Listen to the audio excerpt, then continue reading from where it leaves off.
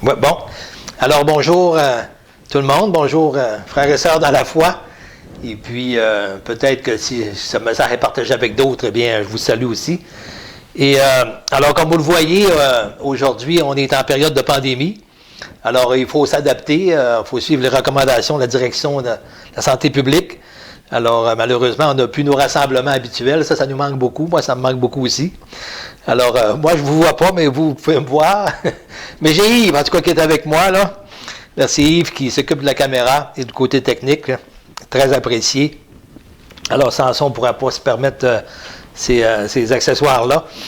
Alors, c'est ça. Il faut profiter des technologies qu'on a aujourd'hui là, pour essayer de se dépanner, pour compenser un peu, qu'on puisse avoir au moins certains contacts.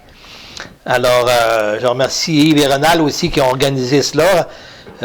Ronald m'en avait parlé au début, puis j'ai hésité un peu. Je me demandais si j'allais être à l'aise de faire ça quand tu n'es pas devant le public, là. Est-ce que je vais avoir le sentiment d'être devant un appareil? Mais vu qu'il est là, ben, ça m'aide beaucoup. Et puis aussi, vu qu'on est ici dans le local, où on se réunissait le jeudi matin, ben, ça fait comme une atmosphère aussi là, de retrouvailles un peu, là, de connus. Alors, c'est ça. Je donne des petites nouvelles aussi. Mon épouse Marthe a eu son 4e traitement là, de chimio. Là. Les 4 premiers traitements, c'était les traitements les plus durs. Alors là, le plus dur est passé. Son oncologue lui a parlé la semaine passée. Et les prochains traitements vont être un à la semaine, mais c'est des traitements beaucoup plus doux. Alors, ça devrait bien se passer selon le médecin. Alors, elle est bien encouragée de cela. Et puis, sinon, bien oui, ça va bien à la maison. Là. On prend beaucoup de temps ensemble, bien sûr. Pour nous, on est moins touchés là, que ceux qui ont des familles, ceux qui ont du travail, mais étant retraités, puis étant à notre maison, bien, on profite quand même beaucoup de temps à l'extérieur, le garage, bricoler, ces choses-là. Alors, c'est ça.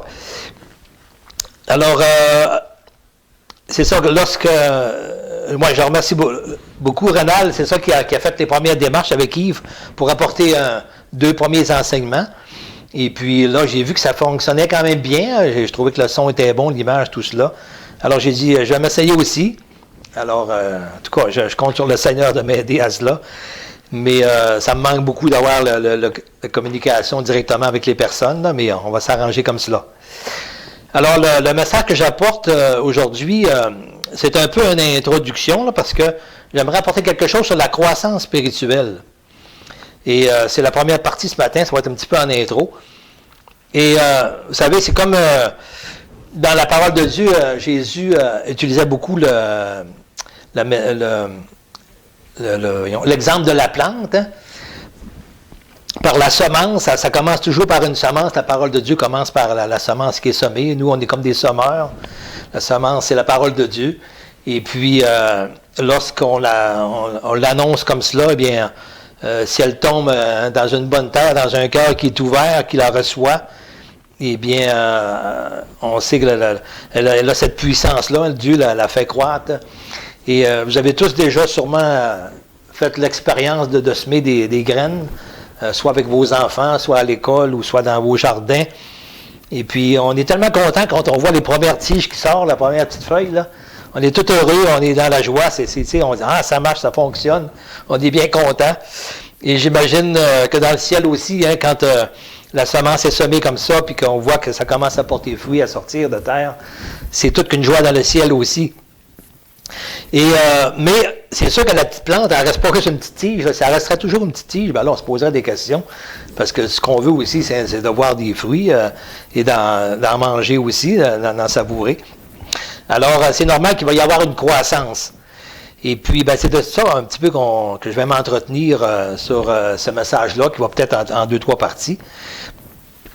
Et puis, alors, pour débuter, bien, c'est bien certain que avant qu'il y ait une croissance spirituelle, bien, ça doit commencer par la semence, d'abord, qui est semée dans le cœur. Et après ça, bien, une nouvelle naissance. Hein, ça commence par une naissance avant de grandir. Alors, c'est ce qu'on va regarder ensemble un petit peu. Alors, avant d'aller dans le premier texte, j'ai amené un petit outil qu'on sert dans les fermiers chrétiens là, pour présenter l'Évangile. La petite chenille que mon épouse a fabriquée, que j'aime beaucoup. Il n'y a pas donné de nom, là, en tout cas. Et puis, Alors, c'est un objet à 5 couleurs qu'on sert dans les fermiers chrétiens, dans les kiosques, pour présenter l'Évangile.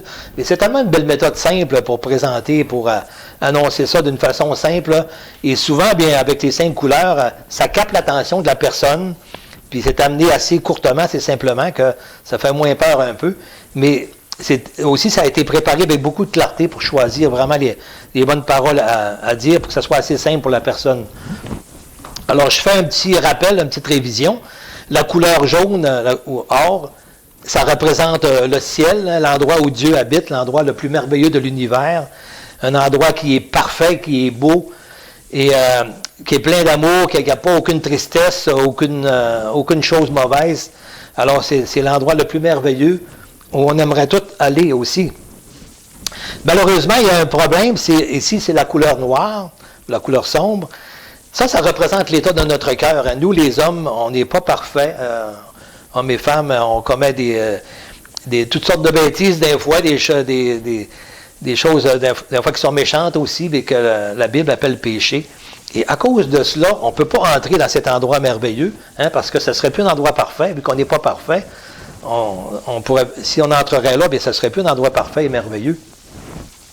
Mais heureusement, Dieu a pensé quelque chose, avait un plan pour cela. Et la couleur rouge, bien ça représente l'amour que Dieu a eu pour nous en envoyant Jésus qui est mort sur la croix pour payer à notre place le prix de nos péchés. Alors c'est pour ça la couleur rouge, c'est comme le sang de Jésus sur la croix. Et il nous promet que si on se reconnaît pécheur et perdu, puis qu'on croit que si je crois que Jésus est mort pour mes péchés, qu'il a payé à ma place sur la croix, puis que je lui demande sincèrement pardon, eh bien, il me promet qu'il me pardonne, c'est ça qui est la couleur blanche, qui représente le pardon, la pureté, et il me promet que à ce moment-là, j'ai la vie éternelle, que je serai avec lui pour l'éternité dans le paradis. Et finalement, la couleur verte, ça représente la croissance, c'est ce que je vais parler aussi dans les prochains messages. Et la croissance, eh bien, c'est parce que, comme je viens de l'expliquer avec la petite plante, là, ça ne doit pas rester là. Alors, si j'ai accepté Jésus pour mon Sauveur et Seigneur, si je lui ai demandé sincèrement pardon, il me donne l'assurance que j'ai la vie éternelle. Mais maintenant aussi, je suis appelé à grandir, à ne pas rester un petit bébé dans le Seigneur, si on pourrait dire. Et comment qu'on grandit aussi, comment se fait cette croissance-là? Eh bien, c'est d'abord par la prière, parler à Dieu, par la prière, l'écouter aussi en lisant la parole à travers la Bible qu'il nous a donnée, et puis aussi se joignant aussi avec d'autres croyants pour partager la parole ensemble et s'encourager, s'exhorter mutuellement. Alors, c'est ça qui va donner la croissance, par ces 3 moyens que le Seigneur nous donne. Alors ça, je replace ça, je vais peut-être l'utiliser encore quelques fois. Alors, on va commencer dans notre premier texte, dans l'Évangile de Jean, au chapitre 1, les versets 1 à 18. Alors, je vais vous lire, peut-être que Yves va vous présenter sur l'écran les versets, sinon, si vous avez votre Bible à la maison, vous pouvez le lire. Alors, à partir du verset 1, « Au commencement était la parole, et la parole était avec Dieu, et la parole était Dieu. Elle était au commencement avec Dieu, et toutes choses ont été faites par elle, et rien de ce qui a été fait n'a été fait sans elle. En elle était la vie, et la vie était la lumière des hommes. La lumière luit dans les ténèbres, et les ténèbres n'en l'ont pas reçue. Il y eut un homme envoyé de Dieu, son nom était Jean. Il vint pour servir de témoin, pour rendre témoignage à la lumière, afin que tous crussent par lui, croient par lui. Pas en lui, mais par lui. Il n'était pas la lumière, mais il parut pour rendre témoignage à la lumière. Cette lumière était la véritable lumière qui, en venant dans le monde, éclaire tout homme. Ça éclaire l'homme en ce qui concerne le plan de Dieu, là. Elle était dans le monde, et le monde a été fait par elle, et le monde ne l'a point connue. Elle est venue chez les siens, et les siens ne l'ont point reçue. Mais à tous ceux qui l'ont reçue, à ceux qui croient en son nom, elle a donné le pouvoir de devenir enfants de Dieu, lesquels sont nés, non du sang, ni de la volonté de la chair, ni de la volonté de l'homme, mais de Dieu. Et la parole a été faite chair, et elle a habité parmi nous, pleine de grâce et de vérité, et nous avons contemplé sa gloire, une gloire comme la gloire du Fils unique venu du Père, Jean lui a rendu témoignage et s'est écrié, « C'est celui dont j'ai dit, celui qui vient après moi m'a précédé, car il était avant moi. Et nous avons tous reçu de sa plénitude et grâce pour grâce. Car la loi a été donnée par Moïse, la grâce et la vérité sont venues par Jésus-Christ. Personne n'a jamais vu Dieu. Le Fils unique qui est dans le sein du Père est celui qui l'a fait connaître. » Alors ici, c'est une belle présentation. Ça représente vraiment la personne de Jésus. Ça démontre que Jésus était déjà là de toute éternité. Il était déjà là avant toute création avec Dieu. Et c'est lui qui est la parole, qui est désigné comme la parole. Et tout a été créé par lui. Et cette parole-là, bien, elle a été annoncée à travers les prophètes aussi de l'Ancien Testament. Elle a été annoncée et puis ça nous dit qu'elle est venue chez les siens, puis les siens ne l'ont pas reçue. Et alors, elle s'est faite chair, elle a habité parmi nous dans la personne de Jésus, qui a été conçue par le Saint-Esprit, même si c'est Marie qui l'a porté. Mais c'est pour ça qu'il n'a pas la nature pécheresse, parce que c'est vraiment le Saint-Esprit qui l'a conçu dans le sein de Marie. Et puis, c'est ça, il est venu vraiment nous faire connaître Dieu pour qu'on puisse savoir quel est le plan de Dieu pour tout cela. Parce que Dieu ne voulait pas, comme on l'a vu tout à l'heure avec la couleur rouge, là, la bonne nouvelle, c'est qu'il ne veut pas justement qu'on soit séparés de lui pour l'éternité. Alors, ça fait partie de son plan. Jésus est venu sur la terre pour payer le prix de nos fautes, pour nous réconcilier avec Dieu. C'est les moyens que Dieu a, moyens de grâce que Dieu a donné pour qu'on puisse devenir des enfants de Dieu. Alors ici, on voit que c'est ça, elle était dans le monde et le monde a été fait par elle et le monde ne l'a point connue. Elle est venue chez les siens et les siens ne l'ont point reçue. C'est un petit peu comme le Seigneur qui cogne à la porte de notre cœur. Et puis, on entend cogner à la porte, là, puis souvent, il faut faire ouvrir un petit peu le rideau dans la petite fenêtre, là, puis, et des fois, on dit « Ah non, ça ne m'intéresse pas, je ne suis pas intéressé », on n'ouvre pas la porte. C'est ça qui se passe, malheureusement, pour beaucoup de personnes. Ça attriste le Seigneur, notre Créateur, qui voudrait que tout le monde bénéficie de cette grâce-là, le connaisse. Mais c'est ça, il cogne à la porte. Mais heureusement, ça dit à ceux qui l'ont reçu, à ceux qui ont peut-être ouvert ouvert la porte, c'est toi, Seigneur, qu'est-ce que tu veux que je fasse?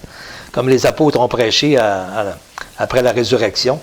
Et ils ont dit, repentez-vous, puis que chacun de vous croit au Seigneur Jésus pour recevoir le pardon de ses péchés, qui se repent et croient en Jésus, qu'ils le reçoivent et qu'ils soient baptisés au nom du Seigneur Jésus. Alors, ici, on voit qu'à ceux qui l'ont reçu, à tous ceux qui l'ont reçu, à ceux qui croient en son nom, il a donné le pouvoir de devenir des enfants de Dieu, lesquels sont nés non de la volonté du sang ou de l'homme, c'est de la chair, mais ça, c'est vraiment une nouvelle naissance qui vient de Dieu. C'est dans la volonté de Dieu, c'est par sa volonté de Dieu, c'est un acte de sa volonté qu'on puisse devenir des enfants de Dieu. On n'est pas automatiquement en naissant au monde, on est tous des créatures de Dieu, mais on devient des enfants de Dieu par la nouvelle naissance. Et ça, c'est un acte de la volonté de Dieu. Alors, par nous-mêmes, ça serait impossible qu'on puisse y arriver par nous-mêmes, là. Ça prenait vraiment un acte de la volonté de Dieu. C'est pour ça qu'il est venu en chair dans la personne de Jésus pour mourir sur la croix, pour annoncer d'abord la bonne nouvelle du royaume, et puis ensuite payer le prix de nos offenses à cause de la justice de Dieu, vu qu'aucun péché ne pourrait rentrer dans l'éternité. Eh bien, Jésus est venu payer à notre place. Alors ça, c'est vraiment une bonne nouvelle. Et dans Jean, le chapitre 1, le verset 29, je ne sais pas s'il est affiché aussi, mais Jean a dit, lorsque Jésus s'est approché pour être baptisé, il a dit, « Voici l'agneau de Dieu qui ôte le péché du monde. » En parlant de Jésus, lorsque Jésus est venu à lui, « Voici l'agneau de Dieu qui ôte le péché du monde. » Alors c'est vraiment lui qui est cet agneau qui ôte le péché du monde. C'est lui qui s'est donné en sacrifice, qui s'est offert lui-même en sacrifice pour payer pour nos péchés. Alors, je ne veux pas oublier de texte. OK. J'aimerais qu'on regarde aussi dans 1 Thessaloniciens, le chapitre 2, le verset 13.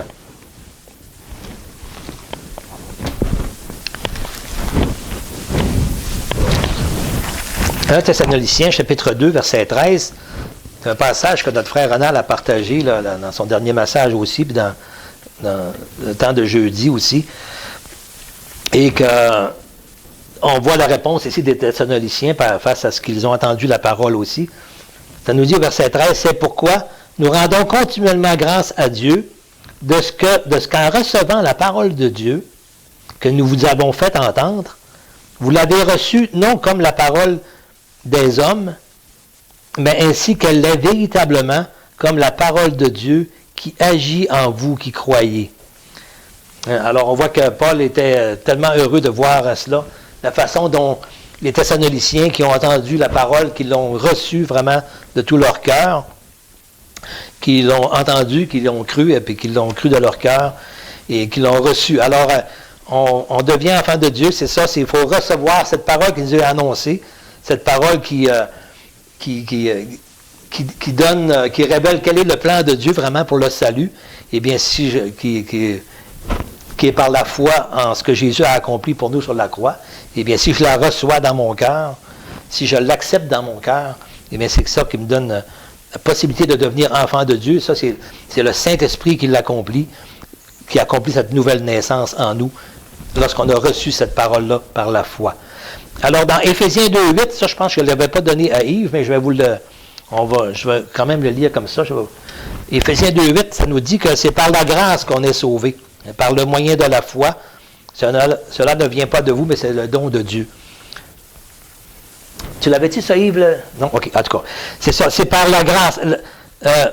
Par la grâce qu'on est sauvé, par le moyen de la foi. Alors, la foi, ça, ce n'est pas une œuvre pour mériter... je vais le lire comme je l'écris, là. La foi n'est pas une œuvre pour mériter le salut, mais c'est le moyen par lequel on accepte le salut gratuit de Dieu. C'est le moyen par lequel on accepte ce salut gratuit de Dieu qui nous a donné par grâce. Alors, c'est de croire de tout notre cœur, de croire de ce qu'il a fait. Bon, je continue, je poursuis. Maintenant, je vais vous parler de deux choses, de l'assurance du salut et de la bienheureuse espérance. C'est deux choses un petit peu différentes, parfois qu'on mêle, là, mais on va voir dans les deux passages que je vais citer. Alors, le premier, c'est dans 1 Jean, chapitre 5, le verset 13. Première épître de Jean, chapitre 5, le verset 13. Ce que j'aimerais dire avant, c'est que quand on présente l'Évangile, excusez, alors quand on présente l'Évangile, souvent, dans les campagnes d'évangélisation surtout, mais plusieurs utilisent ce moyen-là, c'est que on pose une question à la personne, on lui dit, si tu devais mourir aujourd'hui, on ne te le souhaite pas, mais si tu devais mourir aujourd'hui, ça peut arriver, est-ce que tu serais certain d'être avec Dieu pour l'éternité? Alors souvent, la plupart des gens vont répondre, ça on ne peut pas le savoir, personne ne peut en être certain, je l'espère, j'espère être avec lui. Souvent, bon, à cause que j'ai fait telle ou telle chose, toutes les raisons sont différentes de chacun et d'autres, mais la plupart disent, ça on ne peut pas en être certain. Mais alors, c'est vraiment important parce que la parole de Dieu, elle nous dit qu'on peut en être certain. Alors, comme on l'a vu tout à l'heure, à ceux qui l'ont reçu, qui ont cru en lui, elle a donné le pouvoir de devenir enfant de Dieu. Mais voici ce qu'il est dit dans Jean 5, 13. « Je vous ai écrit ces choses afin que vous sachiez que vous avez la vie éternelle, vous qui croyez au nom du Fils de Dieu. » Alors ça, c'est vraiment une certitude. Si j'ai cru, si j'ai demandé sincèrement pardon à Jésus pour mes péchés, je crois qu'il a payé à ma place, et puis je lui demande de me sauver, de me pardonner, eh bien ça nous dit que je veux que vous sachiez que vous avez la vie éternelle, vous qui croyez au nom du Fils de Dieu. Alors ça, c'est une promesse que le Seigneur nous fait. On peut avoir cette assurance du salut, c'est pas quelque chose qui est comme arrogant, tout ça, pas du tout, mais c'est vraiment une promesse, c'est se baser sur la parole de Dieu. Alors ça, c'est important parce que sinon, on ne serait jamais certain. Alors là, on peut le savoir. Et une fois qu'on a reçu Jésus dans notre cœur, eh bien le Saint-Esprit vient en nous, il accomplit cette nouvelle naissance. Il nous donne la paix de Dieu, la conviction, le Saint-Esprit nous convainc qu'on est pardonné. Hein, il nous donne comme une paix qui est déversée dans nos cœurs. Et on a comme cette conviction-là par le Saint-Esprit qui est en nous, qui témoigne maintenant à notre esprit qu'on est un enfant de Dieu maintenant. Et par la paix qu'il nous donne, une paix qui surpasse toute toute compréhension humaine, là. C'est vraiment quelque chose qu'on ne peut pas vivre autrement que par la nouvelle naissance. Alors ça, c'est... OK. Alors là, je peux continuer. Alors, on peut être certain, on peut être assuré, hein, sur la base de la parole de Dieu, de ce qu'elle dit, que si on l'a reçu vraiment de tout notre cœur, on a la vie éternelle. Maintenant, la bienheureuse espérance. Alors, on va voir dans Tite 2,13, dans l'épître de Tite, 2,13, Paul à Tite.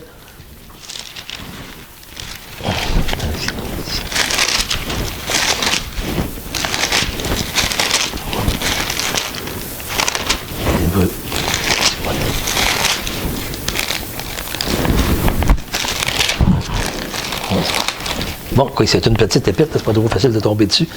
Alors, Tite 2,13.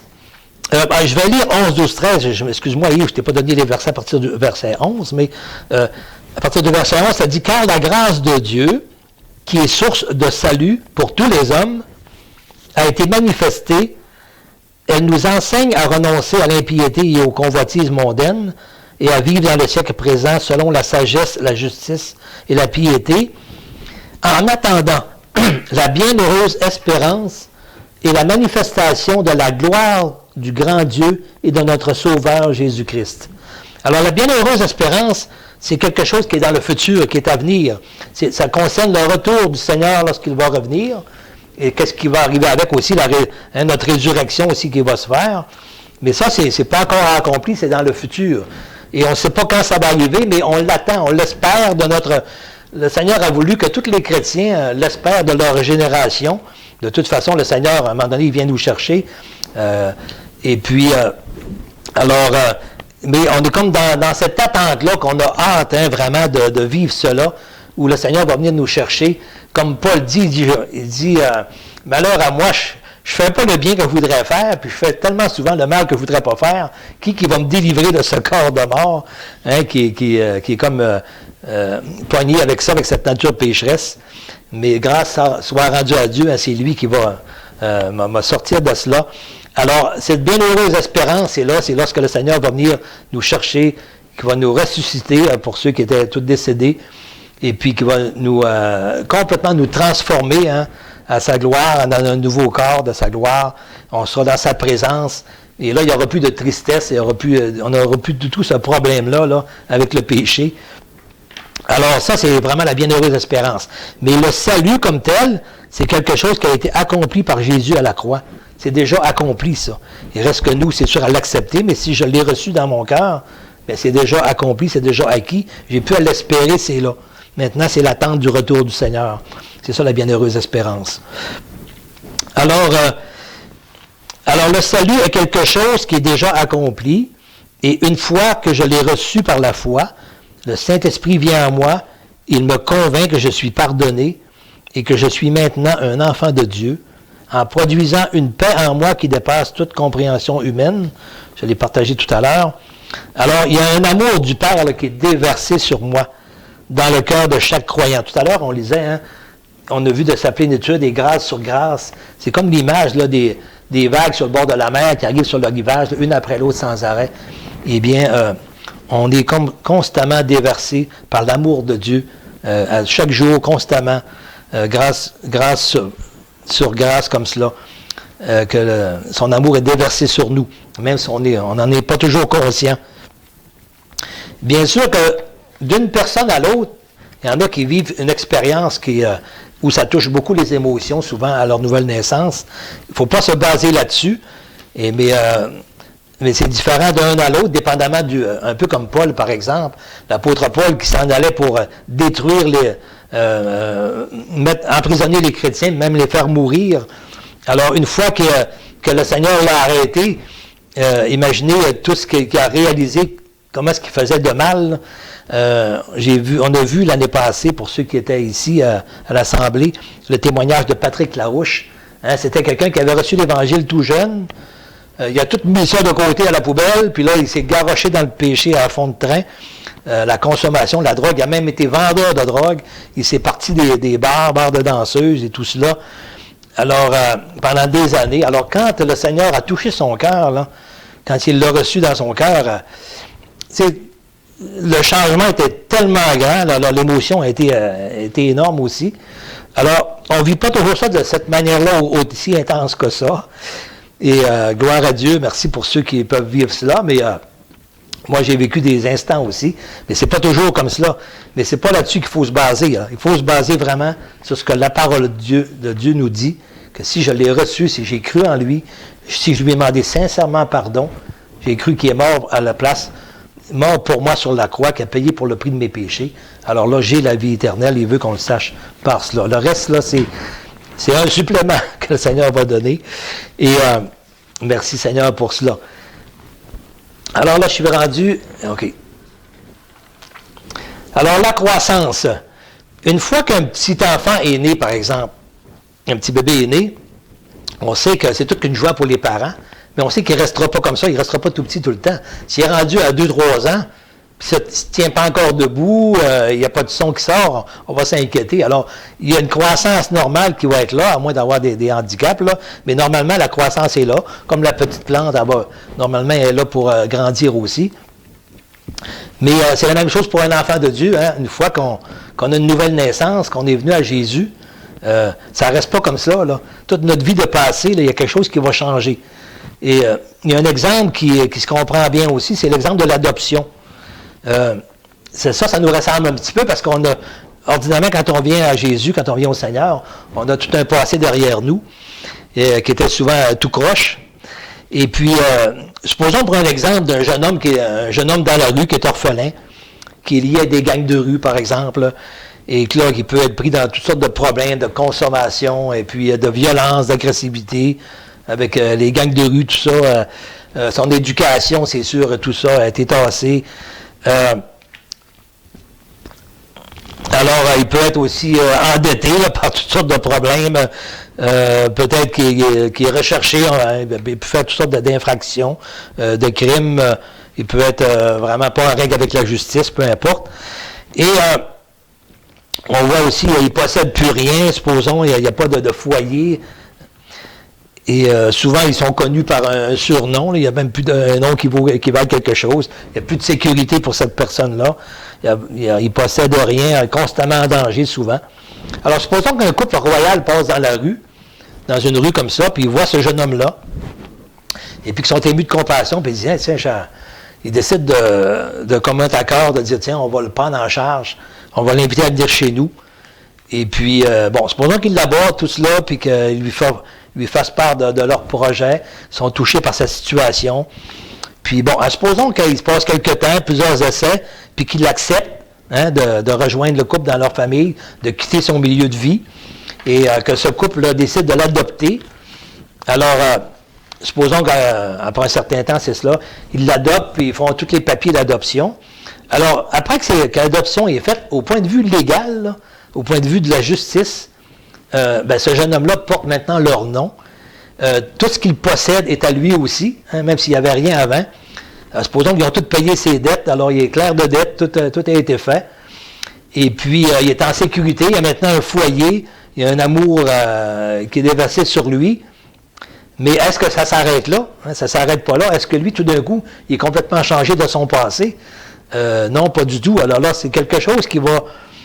Ça va nécessiter comme un processus dans le temps. Ça ne sera pas tout d'un coup sec. Alors, légalement, tout est fait. C'est leur enfant, il est adopté.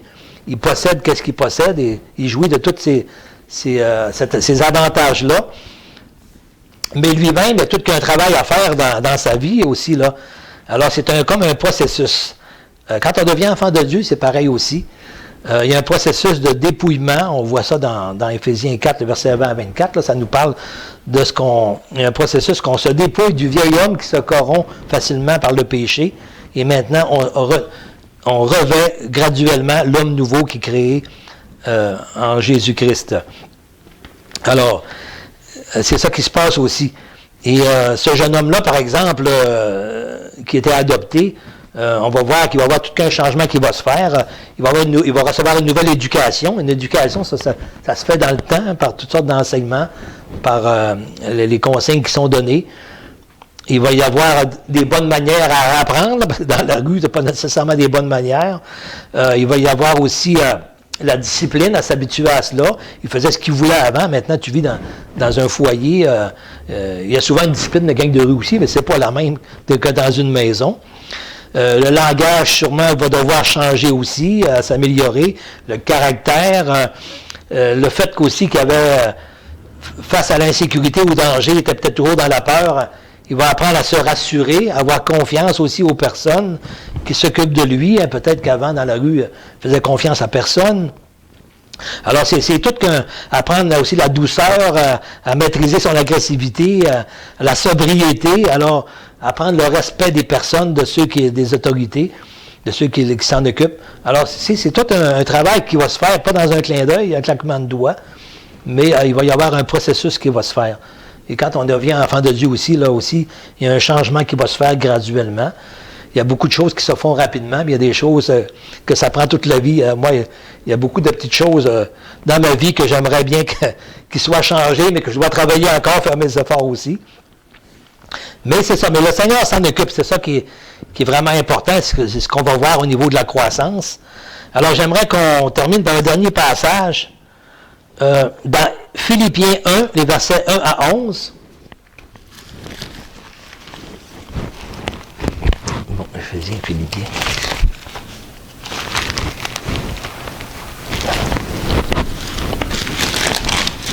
C'est un passage qui est tellement encourageant. Philippiens 1, les versets 1 à 11. Alors, c'est Paul qui s'adresse à l'église de Philippe. Et puis, une église qu'il avait lui-même fondée aussi à travers ses voyages missionnaires. Et voici ce qu'il dit à partir du verset 1. Paul et Timothée, serviteurs de Jésus-Christ, à tous les saints en Jésus-Christ qui sont à Philippe, aux évêques et aux diacres, que la grâce et la paix vous soient données de la part de Dieu notre Père et du Seigneur Jésus-Christ. J'aimerais dire, avant de continuer, que Paul, vous savez que son nom a été changé. Au début, il s'appelait Saul. C'était le nom hébreu. Et puis maintenant, il a pris le nom de Paul, qui c'était la même chose, mais c'est sur le nom pour les païens, ça voulait dire la même chose. Paul, ça voulait dire petit, la même chose que Saul. Un peu comme dire dans le français, par exemple, on va voir Robert, on dit qu'en anglais c'est Bob, comme Franck, François. Eh bien, là, il y avait la même chose aussi avec les Juifs, puis avec les non-Juifs. Et Paul ici, souvent avec les Juifs, il s'adressait comme apôtre, mais maintenant il prend le nom de serviteur. Paul et Timothée, serviteurs de Jésus-Christ. Il se fait comme petit devant le Seigneur et devant les Philippiens aussi. Alors il se présente vu que Paul a été désigné comme l'apôtre des païens, alors il a pris le nom de Paul pour cela. Et il dit au verset 3, « Je rends grâce à mon Dieu de tout le souvenir que je garde de vous, ne cessant dans toutes mes prières pour vous tous, de manifester ma joie au sujet de la part que vous prenez à l'Évangile depuis le premier jour jusqu'à maintenant. » Là, on dit que c'est passé 10 ans depuis ce premier jour-là, lorsque l'Église a été fondée, lorsqu'ils ont entendu la parole pour la première fois. Et puis là, il y a des nouvelles constamment qui circulent. Et puis, merci. Je ne suis pas sûr si... Oui, c'est correct? Bon, alors, excusez-moi. Alors, c'est ça, Paul, il recevait les nouvelles, puis il est tout heureux de voir le progrès que ces personnes-là font, la part qu'ils prennent à l'Évangile. On voit la croissance. Ils ne sont pas restés des petits bébés. Ils ne sont pas restés une petite plante, une petite tige qui est sortie du pot, de la terre. Mais vraiment, ils sont devenus comme une plante qui est mature, un enfant, un adulte. Et alors, ils ont grandi dans la foi. Et ils continuent de grandir encore. C'est quelque chose qui est continuel dans le Seigneur aussi, de grandir dans la connaissance de Dieu. Alors, il est tout heureux de cela, puis il remercie le Seigneur pour cela. Il dit, je ne cesse de manifester ma joie au sujet de la part que vous prenez à l'Évangile. Il dit, je suis persuadé que celui qui a commencé en vous cette bonne œuvre la rendra parfaite pour le jour de Jésus-Christ. Cette œuvre que Dieu a commencé dans les cœurs par le Saint-Esprit, eh bien, Paul dit, je suis persuadé qu'il va la continuer.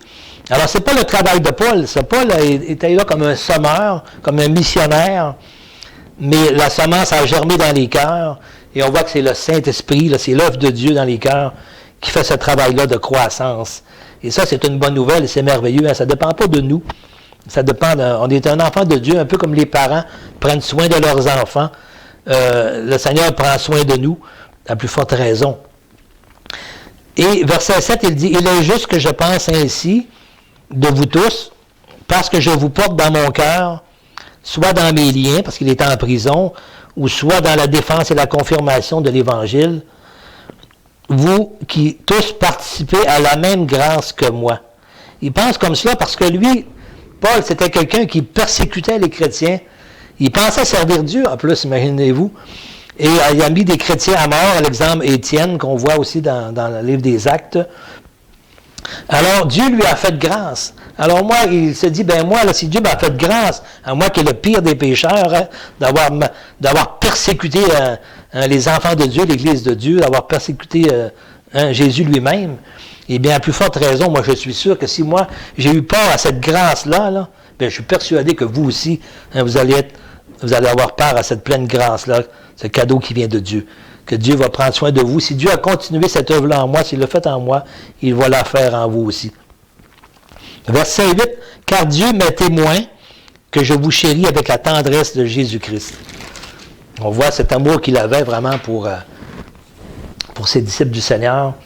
Et il dit, « Ce que je demande dans mes prières, c'est que votre amour augmente de plus en plus en connaissance et en pleine intelligence, pour le discernement des choses les meilleures, afin que vous soyez purs et irréprochables pour le jour de Christ, remplis du fruit de la justice qui est par Jésus-Christ à la gloire et la louange de Dieu. » Alors on voit que la prière de Paul, hein, c'est qu'il continue à grandir constamment dans une meilleure connaissance de Dieu, pour le discernement des choses les meilleures. Plus qu'on grandit dans le Seigneur, qu'on apprend à connaître Dieu, à connaître sa volonté, bien, ça nous aide dans les choix. On choisit les choses qui sont les meilleures, puis on tasse les choses qui sont futiles, qui ne servent à rien. Alors, c'est un signe de la croissance d'un chrétien dans les choix qu'il fait. Et plus qu'on connaît le Seigneur, qu'on grandit, qu'on s'approche de lui, qu'on travaille vraiment, comme on voit la couleur vert, là, on revient à cela, à la croissance, à ces moyens de croissance qui est la prière, de parler à Dieu, qui est aussi la lecture de la parole de Dieu pour apprendre à le connaître, et puis être aussi joint avec les autres croyants pour s'édifier ensemble.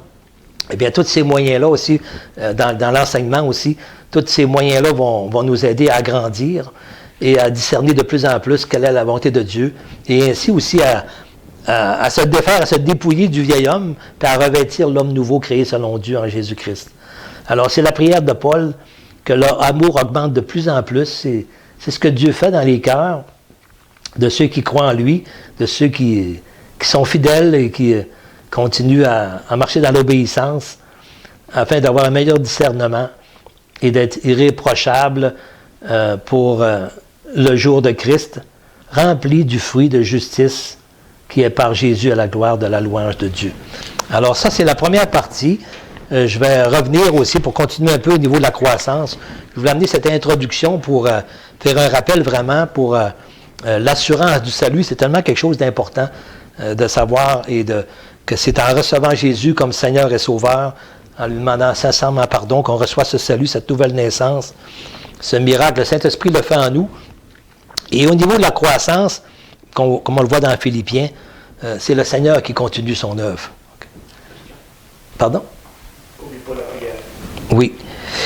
Alors, c'est le Seigneur qui continue son œuvre aussi en nous. Et ça, c'est une bonne nouvelle. Ça ne dépend pas de nous. C'est le Seigneur, nous, c'est ce qu'il nous demande, c'est de l'obéissance, c'est sûr, hein, de faire ce qu'il nous demande, de continuer dans la prière, la lecture, se joindre aux croyants. Mais c'est lui qui va continuer ce travail-là en nous, qui nous soutient sans cesse par l'action de son esprit en nous. Alors, je vous salue. Et puis, j'aimerais terminer par un petit mot de prière avant de compléter. Puis, je souhaite aussi que chacun de vous passe du bon temps quand même ensemble dans vos maisons et profitez aussi des moyens de communication qu'on a hein, pour se saluer, prendre des nouvelles et prier les uns pour les autres aussi dans ces situations qu'on vit là. Alors, on termine par un mot de prière. Seigneur, on te remercie de prendre soin de nous. Merci de cette opportunité, Seigneur, que tu nous donnes par ces moyens de communication. On sait du temps des apôtres, il n'y avait pas ces choses-là, c'était long, on vient d'avoir des nouvelles. Mais qu'on puisse en profiter, Seigneur. Merci pour ta parole, Seigneur, qui nous instruit sur toi, Seigneur. Et merci pour toutes ces promesses, Seigneur. Merci pour ce salut si grand. Et merci qu'à travers ta parole, ça nous est bien expliqué, Seigneur. Merci d'avoir payé pour nous. Merci pour cet amour qui est manifesté envers nous. Merci de nous faire grandir. Merci de nous donner la force, Seigneur, la joie de marcher avec toi, même dans des temps difficiles. Tu es notre consolation, tu es notre sécurité éternelle, Seigneur. Nous voulons t'en remercier. Et je te prie, Seigneur, de bénir chacun des frères et sœurs, Seigneur, qui ont confié leur vie en toi. Et aide-nous à être des témoins pour toi aussi, à partager cette bonne nouvelle à ceux qui nous entourent, Seigneur. Au nom de Jésus, Amen. Amen.